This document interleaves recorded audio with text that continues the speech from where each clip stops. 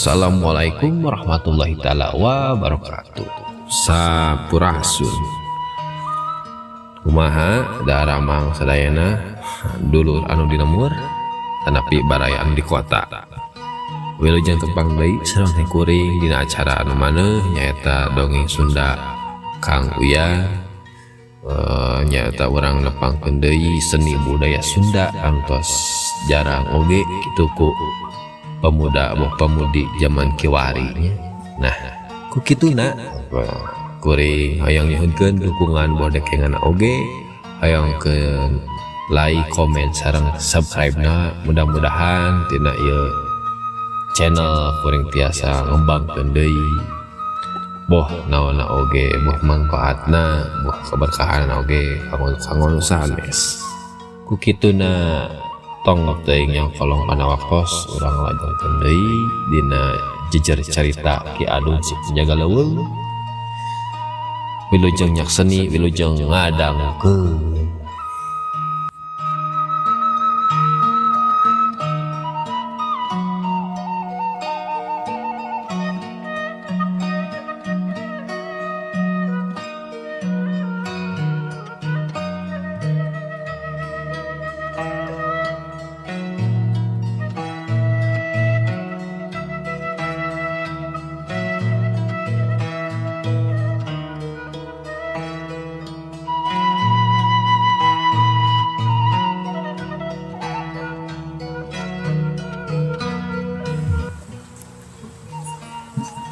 Dina wanci sareureuk kolot, Ki Adun masih keneh mikiran kumaha carana sangkan bisa ngelingan jalma-jalma nu matak hayang ngarusak leuweung nu jadi sumber kahirupan manusia sadaya.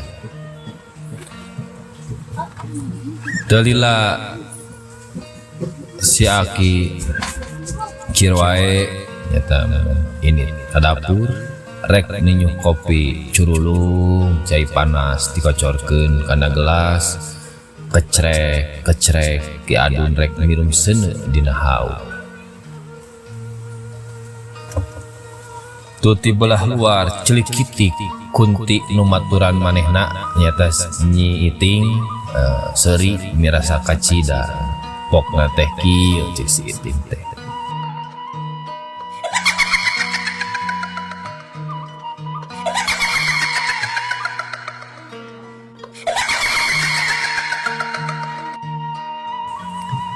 Aki, karena mirum sana, da Aki malengoh atuh.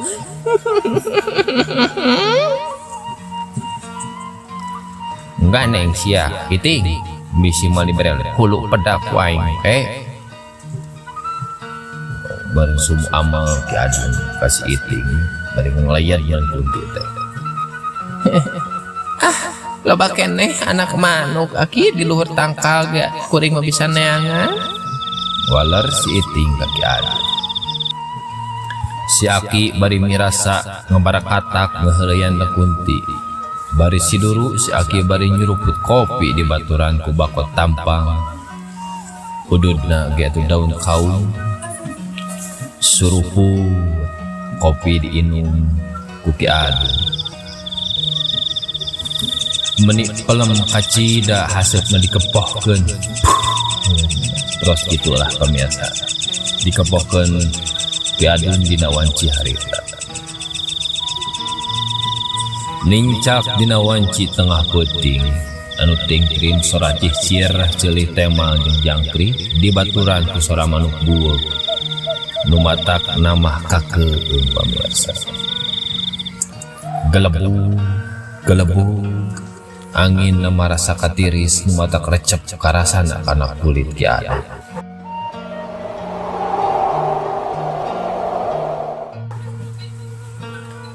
Teu lila angin nu galebug tadi lewat jolwai nyata Nyi Ratu anu ngagugu leuweung datang ka imah Ki Adun.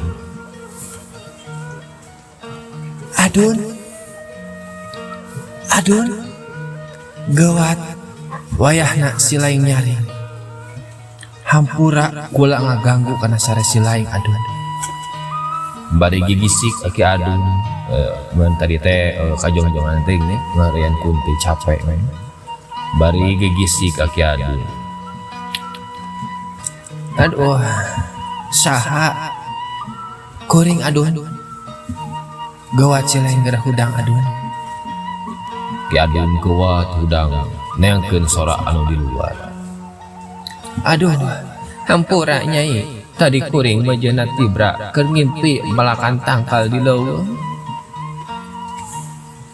Tah geuning geus kaimpi ku si laing arian kula arek ka dieu teh arek kabejaan si laing. Geura pelakan tangkal di leuweung nu geus dirusak ku jalma-jalma anu teu tanggung jawab. Aduh. Ki Adun ngabales. Mohon Nyai ngan kuring moal kuat jika geus tarompok ieu mah salat ieu mah ku sapoe mah. Kusabab geus umurna geus kolot.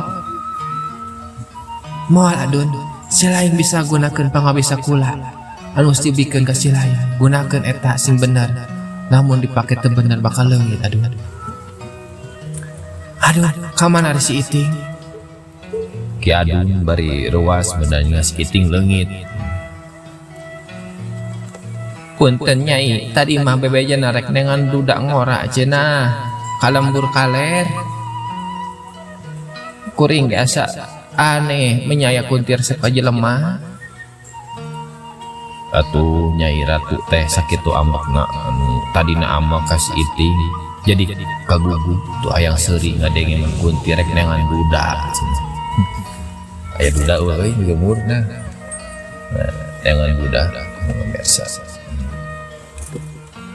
Saking ngebeta meureun eta Kunti ku lalengohan wae pika hayang dengan duda. Wari ngajawab atuh si Nyi Ratu teh. Ari si Iting bangun rada lieur atuh, teu nyadar kitu manehna makhluk da beda jeung manuk jelema. Mah bangsa juri, bangsa jin. Pokona Adun ulahan teu bejakeun ka si Iting. Pelakan leuweung bagian peuting, si laing bagian beurang. Supaya eta leuweung hejo deui pikeun pagenah keur urang sadayana. Pokona Omat ulahan teu Adun terapkeun eta pangabisa kula ku si lain. Kula arek pamit Adun. Omat ulahan teu. Ki Adun meluas sumur leuwas kitu nya pamirsa. Mohon Nyai mungkin diwartoskeun ku kuring. Telila Nyi Ratu ngeblesat leungit balik deui ka alam.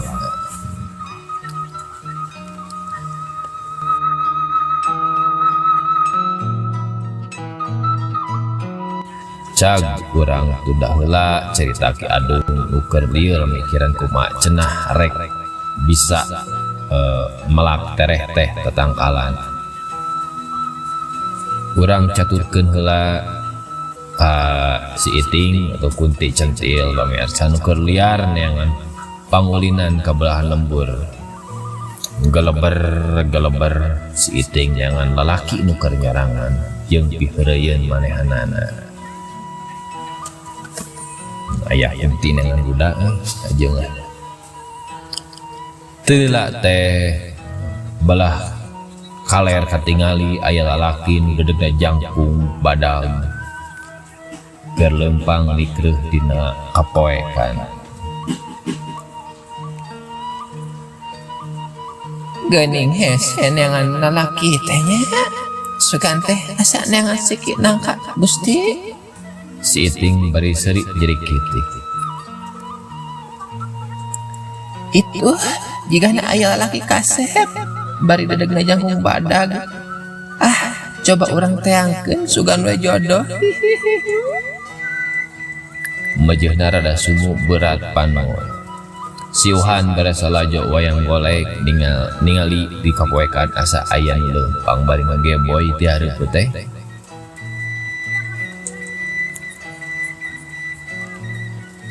Di sidik-sidik eta ku siuhan dina kapoekan mun katingali kacaangan bulan lah saeutik mah pamirsa. Ceuk siuhan teh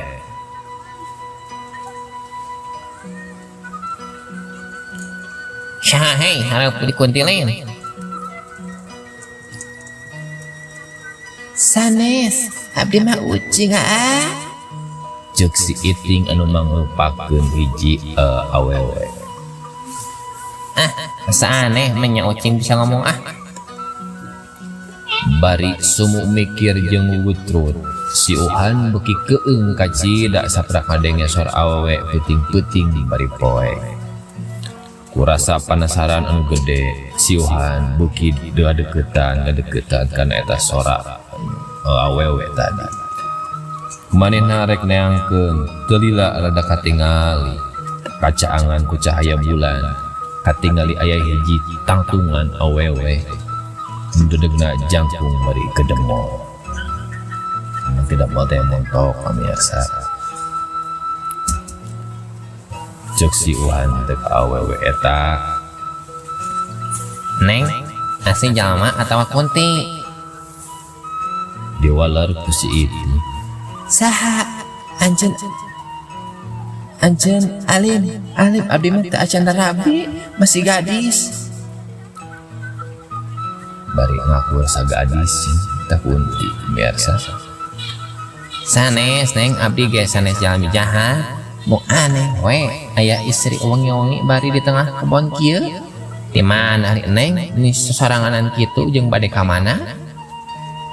Bari rada seuri ngagelenyu, si Iting kasih Uhan da asa kakarak ditanya ku lalaki. Bari cek orang mah GR nya kunti teh GR gede rasa gitu tah. Abdi teh di lembur sapali akang. Ayeuna teh terang jalan mulang ku sabab paroe sapertosna makasasar. Alah karunya teh neng. Oh kumaha atuh upami diajabkeun ku akang atuh neng bilih kumaha onam di jalan. Beuki atoh pamirsa. Si kunti teh si Iting teh beuki atoh ka cida menek diantirkeun ku jelema. Bari budak deui si Uhan teh umurna teh 45 tahunan. Wios akang bilih istri akang milarian bilih pajarkeun abdi teh pelakor. Nya mau ayeuna ambak atuh neng. Da akang ga masih lengong keneh neng dudah deui. Si Iting seuri euy. Si Iting beuki dak didug sarwe ngedenge si Uhan lengo bari budak barek nganteur manehanana.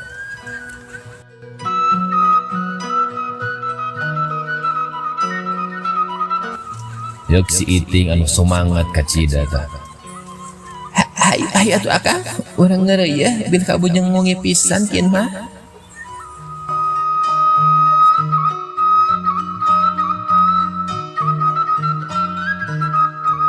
Bari dari kreuh lempang si Iting jeung si Uhan ngobrol sabapanjang jalan arek ka imah Ki Adun. Carita nama mun imah itu imah bapakna. Teu kahaja di si Iting ku asikna ku resepna keur ngobrol di jalan. Pajarkeun sukuna ngait kana batu. Gedeglu. Bari ngagorolong ka tukang. Itik aduh akang tulung.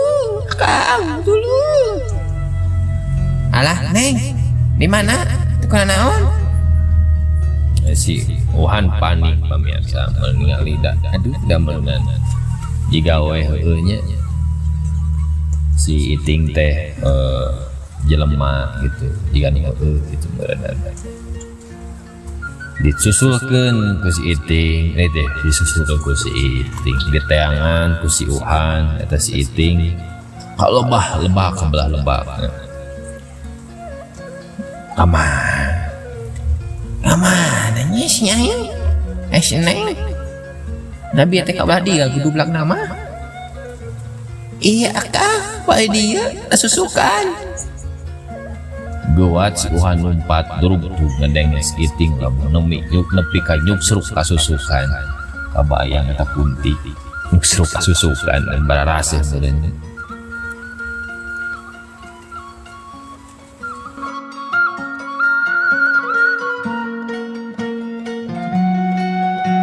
Lak kapangi atuh si Iting ku si Uhan cibrugeun bajuna baseuh. Alah Neng, kumaha ieu? Aduh, neng yang meni barase. Nyanak pangsalina henteu. Cek si Uhan ka si Iting. Atuh hata Kang. Wios basa oge daya Kang. Walar si Iting anu ngarasa geus cocok meureun. Akang, sapertosna abdi teh teu kiat mapah deui. Kumaha atuh? Oh yos, ku Akang bade diganong neng, teu naon. Nu penting mah neng rugi. Si Iting beuki bunga atuh kaci da pamiarsa ngedenge mun naik diganong ku si Uhan nepi ka imah Ki Adun. Slek si Iting diganong meureun cek si Uhan teh saberat rasana. Neng teh sabaraha kilo neng? Meni saberat kecida. Tuh dah Akang asa hampa neng ada aya 45 kilo na kitu. Banyak 45 kilo badag dia neng. Si Akang seueur nyarios teh engal Akang engal dugi.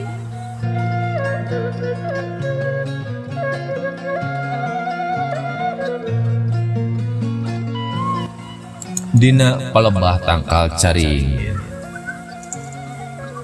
caringin gede si Iting ngarasa awakna geus teu geunah kacida. Pokna ngobong ka si Uhan. Akang, ulah malaikat tukangnya. Bilih aya naon? Da abdi teh masih gadis. Pokna masih gadis. Aku naon atuh neng? Oke ninggal ka tukang. Teu kenging we atuh Akang. Pilih kumaha onang. Geus aya dina 50 meteran deui ka imah Ki Adun. Si Uhan ngarasa aya maneh pamiarsa. Nah si Iting teh jadi jep repeh. Ujug-ujug pelenghir bau hanyir gitu, bau amis tuh bahasa Indonesia. Bau hanyir pamiarsa. Neng sare. Hanteu Akang. Teu sare ngan ya we teraraos asa muriangan. Syukur atuh teh sare maneh. Asa bau hanyir nya neng. Si Uhan geus ngarasa bau hanyir di tukang.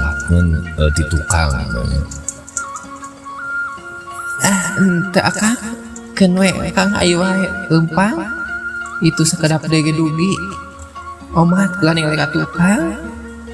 Rasa penasaran anu gede ngeun dajek si Uhan eta si Iting teh ulah ningali ka tukang we jeung ka tukang. Ku rasa penasaran manehna keukeuh hayang ningali ka belah tukang.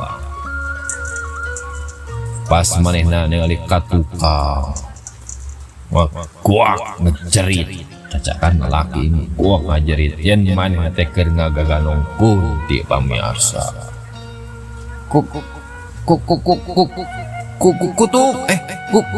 Kupret naon kunti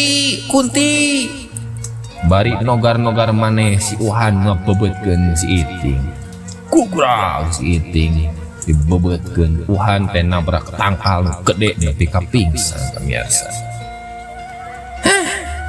Dasar laki-laki ngompot si Uhan. Cek si Iting pajar teh ngompot. Kata ka si Uhan pamiarsa.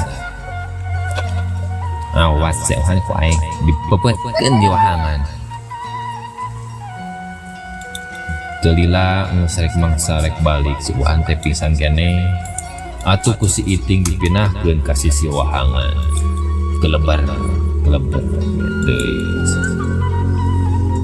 Mungsak itu pamiarsa. Nah, geus ya Uhan cicing di wahangan ieu sukanku. Kukula arti tayang we ka dieu. Bari ditinggalkeun bari masih rasa sono. Si Iting kasih Uhan berdei balik deui Ki Adun.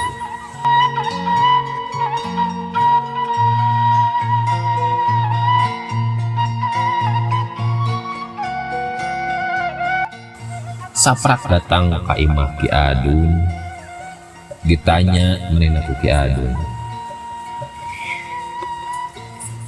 iting ari maneh di mana wae ni sajongjongan eueuh tadi aya Nyi Ratu nanyakeun maneh omat cenah bantuan aing melakan tangkal.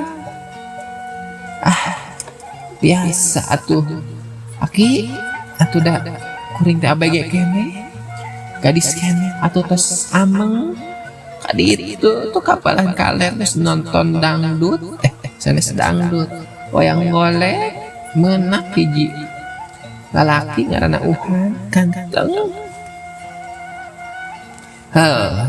Kumaha si lain wae nu penting bantuan sing maneh beger kadodolo ge omat tugas mah kudu dilakonan iti isukan aki bagian beurang maneh bagian penting itu keamatanan oge.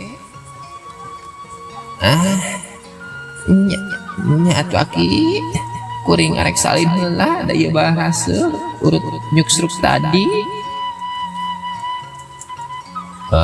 Nya tujuh ka ditu gerak init maneh ka imah sorangan. Geleber deui init eta si itu. Aduh pamiasa meningnya sanes urang di sono sanes